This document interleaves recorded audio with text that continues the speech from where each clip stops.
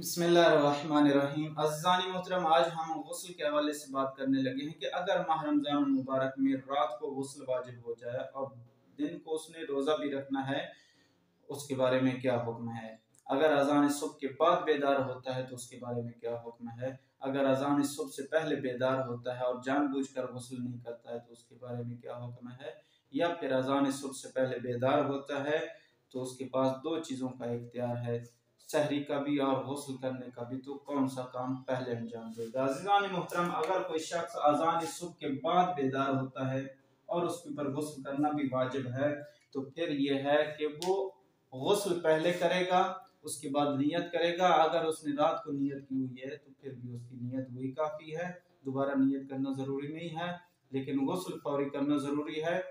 और अगर वो अज़ान सुबह से पहले बेदार होता है और जानबूझकर गुस्ल नहीं करता है तो उसके ऊपर कफारा भी वाजिब है, उस रोजे की कज़ा भी वाजिब है और उस दिन का उसका रोजा भी नहीं होगा।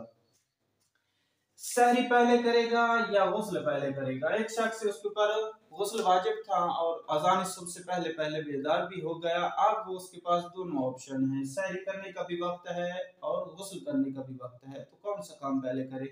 पहले बेहतर यह है कि गुस्ल कर ले, उसके बाद सहरी करे।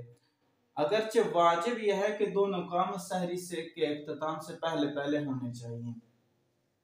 जो टाइम है, जो सहरी के इख्तिताम का टाइम है, उससे पहले पहले दोनों काम होना जरूरी है।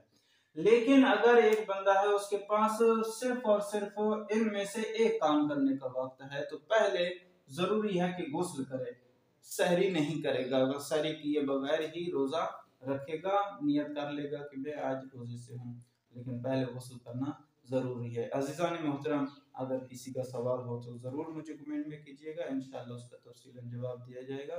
वस्सलामु अलैकुम वरहमतुल्लाह।